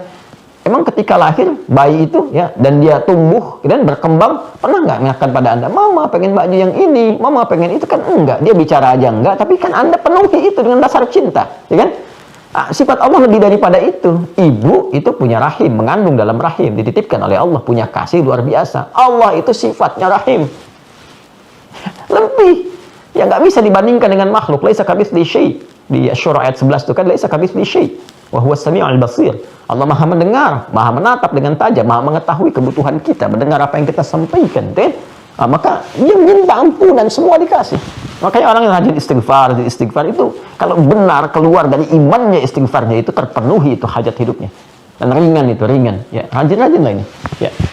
Rajin-rajin kita mohon ampun, rajin-rajin kita minta kepada kerabat, orang soleh, supaya dia berdoa juga, Allah ampuni dosanya. Ya, saya juga suka minta itu pada jamaah, alhamdulillah dapat keberkahannya itu. Ya, minta sama teman-teman, minta sama Allah, ya, tolong doakan saya dalam sujud supaya Allah ampuni dosa dan sebagainya. Itu alhamdulillah berkah itu. Berkah dapat, ya. Nah, ini prakteknya seperti ini. Jadi itu yang saya maksudkan tingkatan al-asmaul husna. Jadi kalau kita minta, ya, apa permintaannya, cari dulu nama sesuai dengan itu. Jelas ya? Kemudian setelah itu, sertakan nama yang terbaiknya, sertakan di dalamnya tingkatan tertinggi yang dimulai dengan zat dulu, zat. Ya, kalau kita nggak hafal semuanya, sebut nama Allah. Nama Allah saja, kulit Allah, sebut Allah, ya Allah. Tapi sertakan dengan iman. Yang pelajaran kita kemarin itu, aspek teologinya kita hadirkan semua. Hadirkan, minimal kita sebut dengan zatnya aja. Kalau kita nggak tahu nama pemberinya, ya saya ingin diberikan oleh Allah ini kekuatan misalnya dalam menghadapi persoalan, saya nggak tahu namanya apa. Maka kata Allah, kulit Allah, sebut nama Allah. Ya, yang paling dahsyatnya. Ya, dan hadirkan ini, nama zat ini, Al-Ahad. Kan kita hafal Al-Ikhlas itu kan, itu makanya disebut sepertiganya Al-Quran kan. Karena dari akidah, ibadah, muamalah itu kan kunci akidah teologis itu ada di surat Al-Ikhlas. Makanya surat Al-Ikhlas disebut oleh Nabi sepertiga Al-Quran. Sehingga candaan di ahli Quran itu kalau ingin menghatamkan cepat Al-Quran, baca Al-Ikhlas 3 kali gitu. Jadi langsung jadi sepertiga, 3/3 gitu, ya. Nah, jadi ini kalau nggak tahu, kata Allah langsung sebut ya Allah, tapi dengan penuh keimanan, kekuatan. Ya, makanya Nabi kan nggak banyak disebutkan oleh lisan beliau ketika ditolong dengan pedang itu, sudah dikhususkan begini, siapa yang bisa menolong Muhammad? Sekarang nggak ada kawan kamu nih. Ya, ini pedang ini sudah terhulus, siapa yang menolongmu saat ini? Nabi kan nggak banyak-banyak. Ya, Nabi kan nggak katakan ya Allah, ya Rahman, ya Kudus, ya Allah, ya Rahman, ya Malik, ya Kudus. Nggak banyak-banyak. Satu aja, Allah. Jatuh tuh, dek. Gemetar, jatuh, bum, gitu kan. Balik, ambil. Nabi balikan pertanyaannya, sekarang siapa yang bisa menolongmu saat ini? Ya, nah itu sesuatu yang luar biasa. Di kalimat Allah itu nggak sembarangan. Seperti saya sampaikan di awal jumpa kita itu, kalau kita sampaikan dengan pancaran iman yang kuat, itu menggetarkan. Makanya dibawa dalam sumpah. Ya, sumpah, baik sumpah jabatan atau sumpah kesaksian. Ya, makanya kalau orang bersaksi, disumpah dengan Al-Quran, kemudian bersumpah dengan nama Allah, itu kan demi Allah, itu melekat ke jiwa yang paling dalam, ke fitrahnya yang paling dalam, boom, gitu, sehingga menjaga diri dia. Ya, jadi kalau pejabat itu yang muslim ya disumpah dengan nama Allah, kan itu di Al-Quran di atas itu nggak main-main tuh. Itu pertaruhan loh. Ya, jadi saya juga sampaikan kepada para pejabat-pejabatnya yang muslim ya, yang muslim itu ketika Al-Quran ditaruh di atas kepala Anda dan Anda itu disumpah pada saat itu pertaruhan yang dahsyat itu. Itu jadi saksi, jangan main-main itu. Itu bukan cuma di dunia itu. Ya, begitu ada penyimpangan-penyimpangan itu pertanggungjawabannya tinggi karena Al-Quran diletakkan di atas kepala langsung, nama Allah disebutkan demi Allah. Itu kalau imannya betul-betul kuat menghunjam kepada jiwa, makanya dijaga itu hukum-hukum. Hukum berkeadilan, hukum kejujuran, dan semua dijaga betul. Karena kuat menghunjam. Ya, maka tinggal dilihat saja gitu kan, pada diri kita ya. Saya nggak mau tunjuk orang lain tuh, pada diri kita yang dititipi jabatan. Coba lihat, kalau sumpah itu betul disebutkan dengan lisan kita, kemudian menghunjam kepada iman, itu akan menjaga tuh. Menjaga kedudukan supaya membuat kebijakan-kebijakan yang baik dan nggak akan bertentangan dengan hukum-hukum yang Allah tetapkan, baik hukum sosial misalnya, nggak akan merugikan masyarakat, menjauh dari hal-hal yang buruk, ataupun hukum individual juga, membangun ketakwaan, dia pejabat tetap sholat, tetap tahajud dan sebagainya. Itu indah gitu. Nah, sekarang coba koreksi diri kita masing-masing dulu. Ya, lihat dulu. Ya, apa passion yang Allah titipkan pada kita? Ini tinggal kita hadirkan. Jadi kalau nggak tahu kita sebut ya Allah, kalau kita tahu ini rumusnya. Ya, santri Mira harus tahu ini. Ya, karena dalam setiap keadaan kita butuhkan ini, kita butuhkan, ya. Nanti kita pelajari al-ahad sudah, al-haq sudah. Ya, kalau al-haq itu kita kalau dihadapkan pada sesuatu yang membingungkan. Ya, makanya ada doa kan yang diajarkan Nabi, masih ingat? Allahumma arinal haqqa haqqan warzuqna ittiba'ah wa arinal batila batilan warzuqna ijtinabah. Ya, sekarang ini banyak membingungkan nih. Ini begini informasi begini, begitu, ada ustadz begini, ustadz begitu. Kadang-kadang diuji juga kita, gelarnya tinggi, ya. Ada misalnya ustadz, kiai, atau buya, atau macam-macam. Tapi kita bingung, ini hak nggak kalimat yang disampaikan nih? Yang kita kenal dulu itu syahadat itu bahasa iman, ya, kalimat iman, kalimat penguat jiwa. Sekarang jadi kalimat persatuan, gitu kan? Ini benar nggak nih? Sementara gelarnya misalnya gelar-gelar keislaman, gimana kita nih bisa memahaminya? Maka kita katakan Allahumma ya Allah, ya Allah, Allahumma ya Rabbi, ya Al-Haq, Allahumma arinal haqqa haqqan warzuqna ittiba'ah wa arinal batila batilan warzuqna ijtinabah. Ya Allah, Allahumma arinal haqqa haqqan wa innaka antal haqq. La ilaha illa antal haqq. Allahumma arinal haqqa haqqan. Ya Allah, tunjukkan pada kami yang hak itu hak dan berikan kemantapan kepada jiwa kami untuk mengikutinya. Itu kemantapan pada jiwa, itu iman kita. Jadi kalau sedang bingung melihat ini kemana sebetulnya gitu kan, itu minta kepada Allah bimbingan untuk mendapatkan informasi yang terbaik yang menguatkan pada jiwa kita. Kemudian Al-Quddus, ya, mentakdiskan, menyucikan. Jadi kalau kita mendengar ada statement-statement, ya, yang disematkan kepada Allah yang bertentangan dengan keagungan sifat dan zat-Nya. Ya, misal semua agama sama, menuju pada Tuhan yang sama, cuma caranya beda-beda, gitu kan? Allah dapat dipanggil dengan nama apa saja, tapi disebutkannya dengan nama-nama yang dipertuhankan di tempat-tempat lain yang tidak layak, yang tidak sesuai dengan nama yang telah Allah tetapkan. Allah sudah sampaikan, ini saya punya al-asmaul husna, ya. Kenapa engkau panggil saya dengan asmaus sayyiat yang lainnya? Ya, yang bagi Allah itu kan asmaul husna, bukan asma yang lain, gitu kan? Jadi kadang-kadang ada statement-statement mengatakan Allah punya banyak nama, bisa dipanggil dengan apa saja, tapi dia panggil dengan Tuhan-Tuhan yang dipertuhankan dalam kesyirikan, di keyakinan lain. Itu bukan nama Allah yang ditampilkan. Maka kita katakan, ya Allah ya Al-Quddus, ya Allah ya Al-Quddus, engkau suci dari semua itu, subhanallah amma yusyrikun, ya, maha suci Allah dari apa yang mereka sertakan, mereka syirikkan, ya. Kita bisa mohonkan kepada Allah sehingga dengan itu kita nggak terpana. Karena ada orang-orang yang ditampilkan dengan logika, dengan premis dan silogisme, ya, runtutan pemikiran yang cara berpikir yang salah, tapi merasa benar. Ya, awam itu kadang-kadang terbawa ke situ tuh, terbawa suasana seakan-akan seperti benar, padahal salah gitu. Sekarang banyak itu orang mempermainkan dengan logika. Dia belajar dulu, lalu menitipkan racun di dalamnya, sehingga seakan-akan terkesan benar. Ya, coba kalau Anda nggak belajar, yang kita pelajari kemarin, jangan merasa benar sendiri.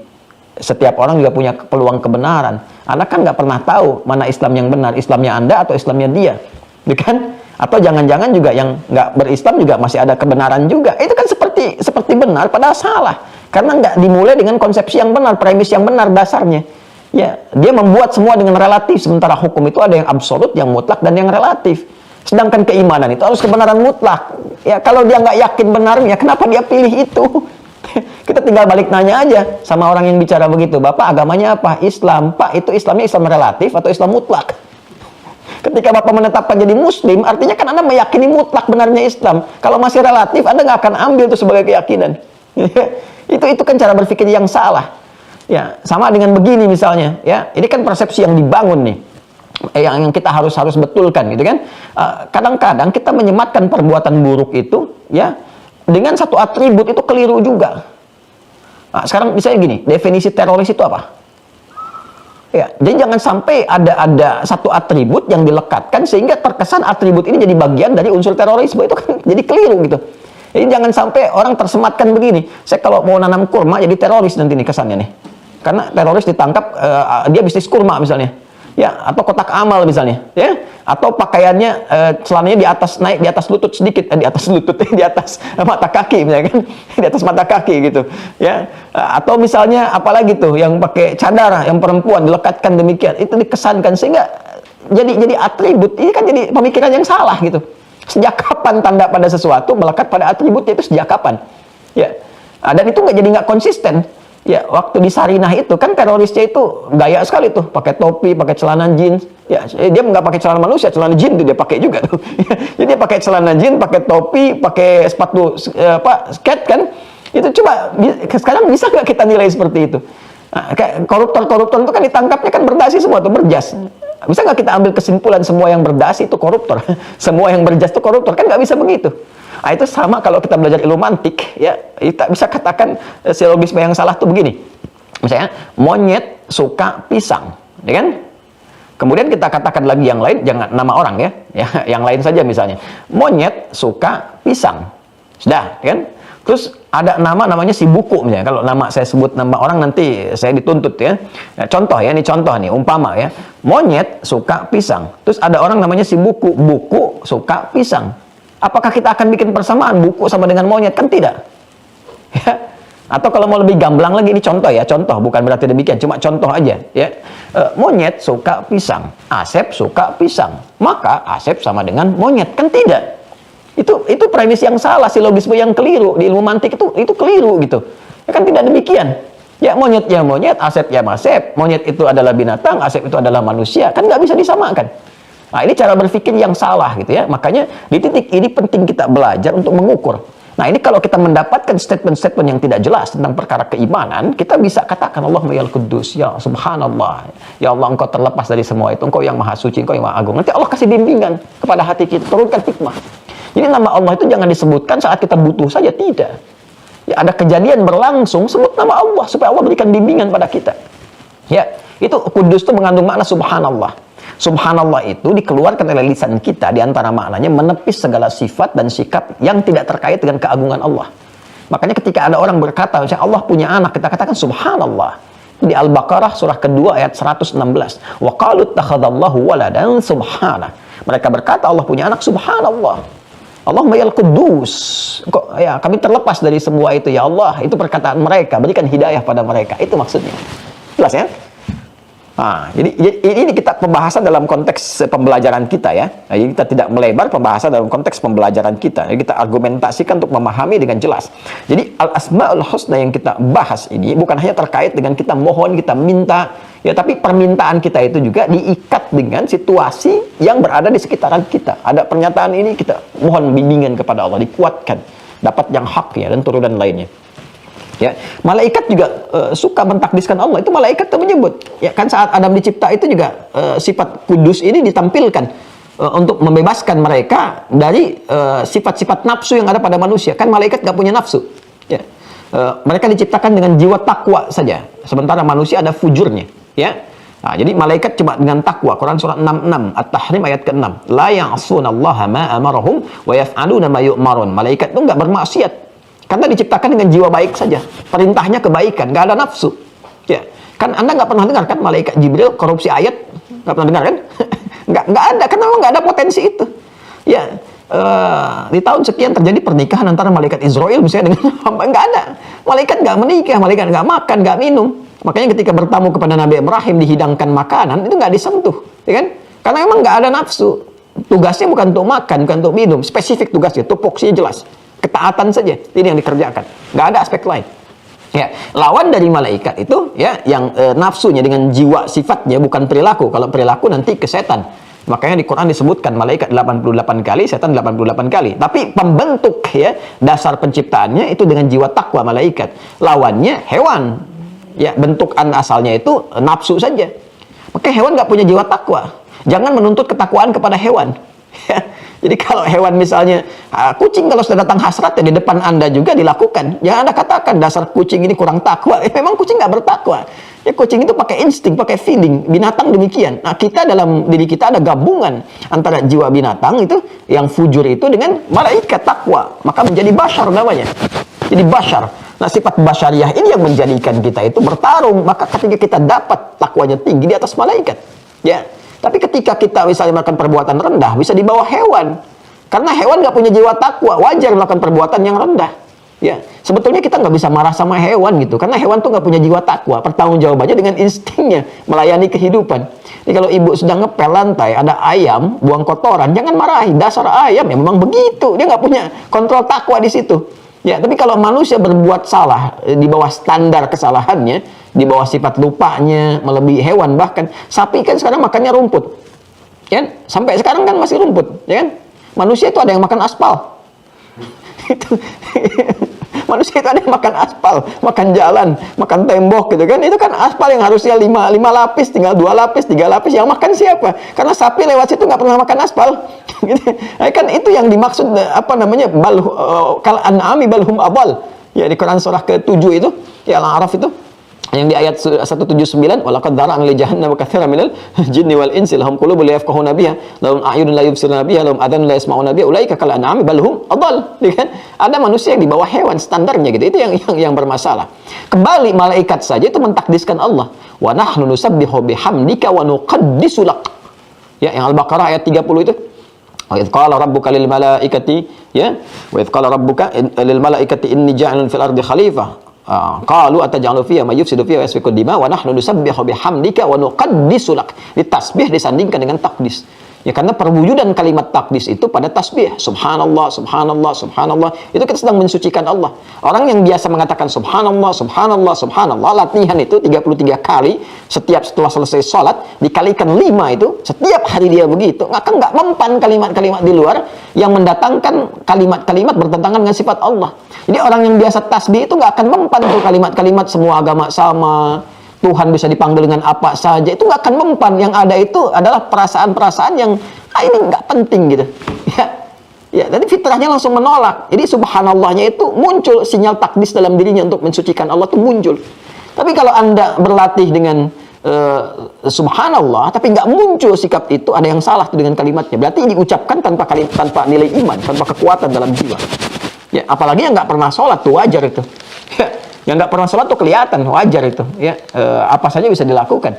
Ya, mau mandi di tempat persucian orang, mau pakai pakaian ibadah orang lain, atau menunjukkan kalimat-kalimat misalnya olok-olok dan sebagainya. Tapi kita doakan, sepanjang dia masih punya kesempatan hidup sebelum nyawa sampai di kerongkongan, maka dia masih punya hak untuk mendapatkan doa terbaik kita dengan pengingat. Jadi basyira wa nadhira, basyirnya, kabar gembira kita berikan dengan cara mendoakan kebaikan, nadhira dengan mengingatkan. Ya, setelah itu jadi pilihan bagi dia, kan? Kalau ada fenomena demikian. Tapi kalau Allah isyaratkan terjadi itu, ya. As-Samad sudah saya jelaskan, ya. Kemudian Al-Ghani sudah saya sampaikan juga, ini terkait dengan harta benda. Ya, biasanya disertakan dengan kalimat hamid, ya. Wallahu ghaniyyun hamid, ya kan? Jadi kalau kita memohon kepada Allah urusan rezeki, nanti ada nama zat yang terkait dengan rezeki, harta benda, spesifik materi. Sebut namanya Al-Ghani. Al-Ghani, tapi sertakan dengan sifat hamid juga. Jadi hamid itu nanti pencegah, rem supaya nggak riya kalau diberikan. Ya, jadi kalau kita minta sama Allah misalnya, kita minta ya Allah anugerahkan pada saya motor kendaraan supaya saya bisa cepat menunaikan ibadah di masjid, kan? Mencari rezeki dengan lapang. Kita minta kendaraan misalnya motor. Kita bisa katakan Allahumma ya Allah ya Razzaqul Ghaniyyul Hamid. Ya. Biasanya kalimat hamid disandingkan oleh Allah dalam Al-Qur'an dengan kata ghani. Untuk apa? Untuk memberikan kesan bahwa ini ya, kalau sudah dapat rezekinya, ya dapat itu, jangan ingin terkesan ingin dipuji, karena semua pujian kembali kepada Allah. Jangan riya, karena yang layak untuk diberikan pujian, penghormatan itu semua kembali kepada Allah. Toh kita cuma titipan saja sifatnya, gitu ya. Maka ketika dapat hartanya itu, Allah menjaga attitude kita juga, menjaga sikap kita supaya tidak tampil berlebihan. Ya, jadi kalau Anda minta hartanya saja, tidak dengan penjagaan sikapnya, dikhawatirkan ketika nanti motornya dapat, biasanya tinggal jarak rumah itu ke masjid dia cuma misalnya 500 meter, tapi kita minta motor itu supaya penguatan cepat ini. Anda bisa belok dulu tuh jarak 2 kilo supaya ke masjid. Ya, tin ke tetangga, mari Pak ke masjid, cuma ngasih tahu sekarang Anda punya motor, kan ini masalah. Ya, atau terjaga dari sifat-sifat yang kontraproduktif gitu. Al-awwal, al-akhir, al-qayyum, ya. Jadi al-awwal, al-akhir kita sudah paham. Ya, jadi kalau sudah ada statement-statement bertentangan dan sebagainya yang terkait dengan sifat Allah Subhanahu wa taala, kita bisa mohon kepada Allah dengan membawa nilai-nilai kemuliaan termasuk zat-Nya yang menguasai segala hal sampai yaumul akhir. Ya, jadi kita bisa katakan begini kalau kita sangat terdesak dan luar biasa, kita katakan ya Allah, gitu kan, Engkau pemilik segalanya. Jangankan yang sekarang, yang dulu pun Engkau miliki karena Engkau al-awwal, kan? Baik. Ya Allah, jangankan yang sekarang, di puncak kehidupan bagi makhluk pun Engkau pemiliknya karena Engkau tidak punya batas. Allahumma innaka antal awwal, innaka antal akhir. Gitu kan? Ya Allah, sebagaimana masalah ini berawal, tolong akhiri dengan sifat-Mu yang maha mengetahui awal dan akhir segala sesuatu. Ya, indah kalau kita tahu itu, ya kan? Kita minta kepada Allah, ya Allah, Engkau yang maha mengetahui sejak bahkan sebelum tiba asalnya, karena Engkau al-awwal. Engkau yang maha tahu ujungnya, karena Engkau tahu segala hal, karena Engkau al-akhir, batas yang tidak punya ujung. Ya Allah, persoalan ini menyelimuti hamba sampai saat ini. Hamba tidak tahu kapan berakhir. Ya Allah, dalam rumah tangga ini Engkau titipkan ujian, hamba yakin untuk meningkatkan kualitas hamba. Namun sampai saat ini hamba belum menemukan solusi, ya Allah. Engkau yang mengetahui awal dari semua ini, dan Engkau mengetahui akhirnya. Duhai al awwalil akhir, ya Allah, berikan solusi dari persoalan ini. Akhiri ya Allah dengan jalan terbaik, solusi yang paling indah yang Engkau bisa berikan. Pernah nggak minta itu? Nah, itu enak kan, kita dengarnya aja, kita bacakan itu merasa tentram kan, nyaman kan? Ya, apalagi kalau kita tahu itu gitu. Masalah itu kan selalu ada untuk meningkatkan kualitas hidup, ya kan? Di rumah tangga, ya kan? Kemudian di kantor, di kehidupan sosial, kita bisa minta ini. Ya. Nah, ini kan nama terkait zat, tapi itu diwujudkan kepada kita, ditempatkan untuk memberikan solusi pada kita supaya minta dengan keagungan nama itu. Ya, Al-Qayyum, yang maha menegakkan, mengatur dan sebagainya, itu bisa dimintakan kepada Allah saat kita berada dalam keadaan-keadaan memohon kekuatan, dukungan yang berkehidupan kuat, ya, termasuk juga motivasi tertinggi, termasuk juga saat kita pesimis dengan apa yang bisa kita kerjakan, datang itu, kan? Kita minta kepada Allah untuk menghidupkan suasana gairah kita, kekuatan kita, fisikal kita, semangat berjuang kita, minta kepada Allah. Karena qayyum, sifat qayyum Allah itu mencakup semua, bukan qayyumus samawati wal ard saja, langit dan bumi saja, tapi juga kepada hambanya, memberi kekuatan, penegakan. Kita bisa katakan, ya Allah, seperti Engkau jadikan langit kuat tanpa tiang, ya, Kau jadikan lautan, ya Allah, terbentang begitu luasnya dengan segala keindahan dan kekuatan. Ya Allah, yang begitu mudah menguatkan langit, memantapkan bumi, maka mohon mantapkan jiwa hamba, ya Allah. Berikan kekuatan pada fisik hamba untuk berjuang, mencari nafkah di hari ini. Allah yang menegakkan, menggerakkan, mohon tegakkan, gerakkan diri hamba supaya tidak pesimis mencari nafkah dalam kehidupan. Di suasana pandemi ini, ya Allah, Engkau yang mengatur rezeki, Engkau yang telah menetapkan, Engkau yang berjanji yang tidak mungkin mengingkari janjimu, ya Allah. Berikan kekuatan kepada hamba, tegakkan, ya Allah, fisik hamba, tegakkan, kuatkan mental hamba untuk berjuang, berikhtiar seperti Engkau perintah. Ya Qayyum, Ya Qayyum as-samawati wal ard.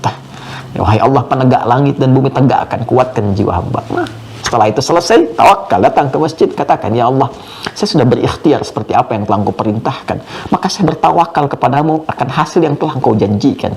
Jika dengan semua ikhtiar yang telah hamba tunaikan belum mampu mendatangkan apa yang telah Engkau janjikan, mohon tunjukkan kepada hamba di rumahmu ini, ya Allah, dalam keadaan hamba bersujud, dengan cara apa lagi hamba mesti memohon. Enak sekali saat diucapkan, dan getaran kepada jiwa begitu dalam, itu menggoyang arsy gitu. Ya, makanya saya sering katakan, kalau sudah bekerja itu mampir dulu ke masjid supaya suasana hati tenang gitu, nggak risau dengan kegiatan bising jalan, ya, kemudian perdebatan yang terjadi di kantor, capek lelah itu. Kita mampir ke masjid, sholat 2 rakaat, pulang ke rumah tuh aura masjid, ya, enak ketemu pasangan, enak ketemu anak-anak tuh enak gitu kan. Nyapanya enak, mainnya enak, lelah tuh hilang gitu, penat tuh hilang, langsung bisa bercanda, main kuda-kudaan, anak yang naik, bapak jadi kudanya dan sebagainya, main mobil-mobilan dan sebagainya, main gendong-gendongan, itu luar biasa gitu. Ya, jadi ada praktek dari semua yang kita pelajari ini menghadirkan keindahan. Saat kita mau, agama itu kan indah dan ilmu itu indah saat dipraktekkan. Ya. Ya, Anda tidak bisa berkata demikian, semua akan indah pada akhirnya. Tidak demikian juga, Cepi. Ya, pada akhirnya indah, tapi indah itu akan tiba ketika ikhtiar mengiringi. Tidak dengan angin surga yang diangan-angankan saja gitu. Ya. Nah, itu kurang lebih demikian lah. Ya. Halo, Assalamualaikum. Kenapa kita menjadi kaku sesaat gitu? Jadi coba fitrah kita sentuh ya, kita sentuh dengan baik. Kemudian kita ambil dulu ya. Ini kan pendalaman yang pertama ya. Sekarang kita ambil yang kedua secara singkat. Asmaun muta'alliqatun bitakwin. Nah, ini penting juga ya. Asmaun, lihat kitabnya ya, nomor kedua. Asmaun, nama-nama Allah muta'alliqatun bitakwin, yang terkait dengan pembentukan, penciptaan. Ya.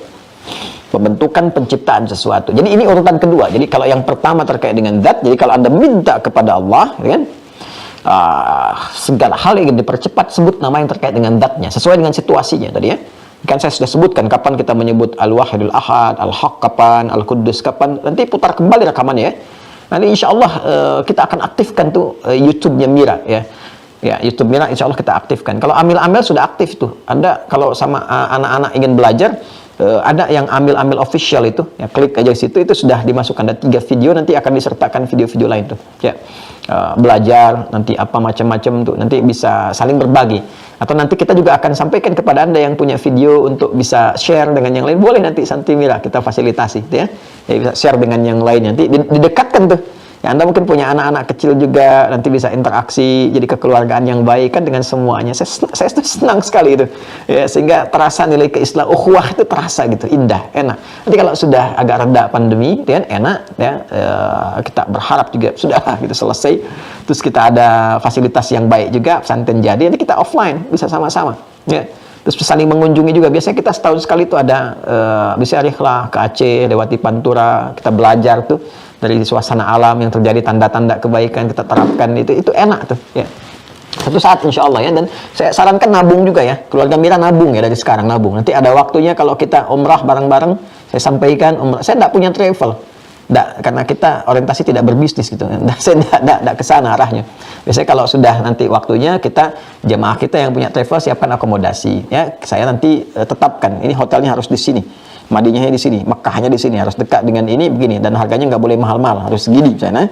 Nah, nanti kita berangkat, nanti kita tunjukkan belajar, nabung dari sekarang tuh, nabung ya, supaya nanti kita bisa belajar lebih jauh lagi. Minimal di Indonesia ini, Nusantara ini kaya sekali dengan khazanah keislaman yang bisa kita pelajari. Balik ke sini ya. Nah, sekarang nama yang terkait dengan takwin itu ada 4. Tingkat kedua nih ya, tingkat kedua setelah yang pertama tadi, yang kedua. Ini klasifikasikan dibuat oleh penulis kitab ini. Pertama Al-Khaliq. Al-Khaliq. Nanti sifat takwin ini nanti terkaitnya macam-macam. Kalau terkait dengan diri kita, misalnya maaf ya, ada persoalan terkait dengan fisik misalnya ya, sakit. Terus kemudian terkait dengan kelancaran dalam kelahiran, kan? Terus memohon supaya yang di dalam kandungan itu tercipta dalam keadaan yang baik, lancar, ya, lahir dalam keadaan yang perempuan tampil cantik, baik, laki-laki ganteng, tampan, soleh, gitu kan? Ya, nanti ini nama-nama terbaik untuk minta, bukan cuma belajar lewat surat-surat Quran. Nanti ada turunan. Ya, para ulama kan ngasih rumus singkat kan? Anda pernah dengar nggak kalau bayinya pengen lahir tampan, ganteng, cerdas seperti Nabi Yusuf, misalnya ya, baca surat apa? Surat Yusuf. Baca surat itu, begitu lahir perempuan. Jadi ini baca itu yang dimaksudkan bukan sekedar baca, pelajari isinya. Bagaimana Nabi Yusuf dirawat, dididik, disiapkan dari kecil. Jadi ketika diberi nama pun lahir laki-laki, maka Anda sudah siap mendidiknya. Ya, yang perempuan cantik lahir taat sama Allah pada orang tua, baca surat Maryam, baca itu dipelajari sehingga ibunya seperti Hannah, bapaknya seperti Imran. Jadi begitu anaknya lahir, disiapkan pendidikan yang sudah dipelajari sebelumnya. Itu maksudnya. Jadi kalau dibaca surat itu sampai kiamat kurang 2 hari nggak dididik, sama aja nanti. Ya, kembali kepada asal. Satu Al-Khaliq, kedua Al-Bari. Al-Bari. Ketiga Al-Musawwir. Al-Musawwir, Al-Khaliqul Bari'ul Musawwir. Ketiganya ditemukan di Quran surah 59 Al-Hasyr di ayat ke-24, ayat terakhir. Ya. Wallahul Khaliqul Bari'ul Musawwir lahul asmaul husna.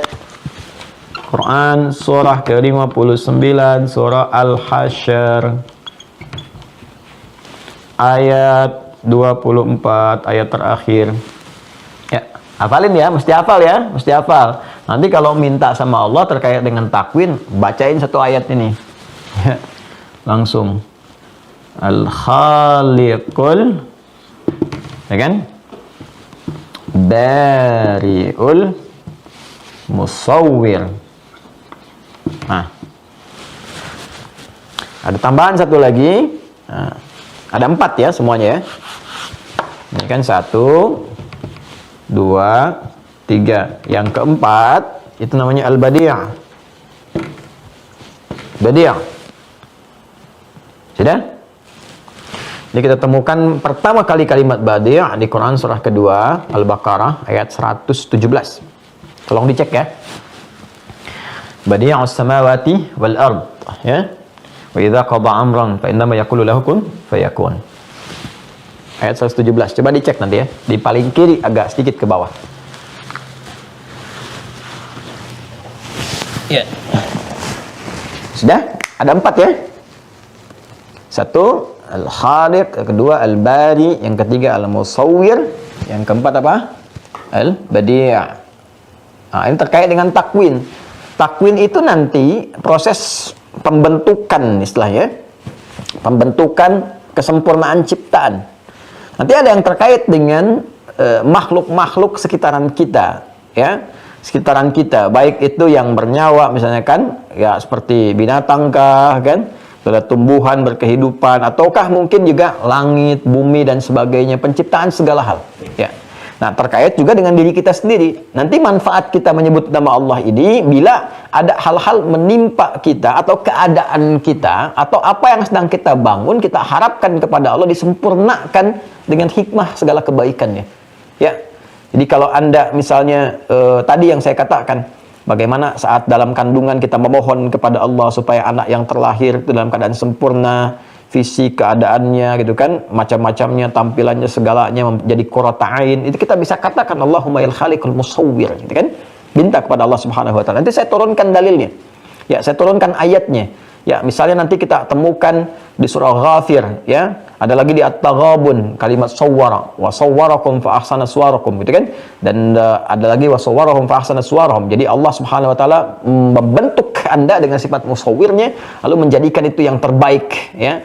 Yang terbaik, yang sesuai dengan hajat hidup kita dan maslahat kehidupan kita. Nanti kita akan lihat Khaliq itu fungsinya apa, ya, terkait dengan apa, Bari itu fungsinya apa, terkait dengan apa, Musawwir bagaimana, Badi seperti apa di pertemuan berikutnya insyaallah, ya. Jadi kita pelan-pelan dulu.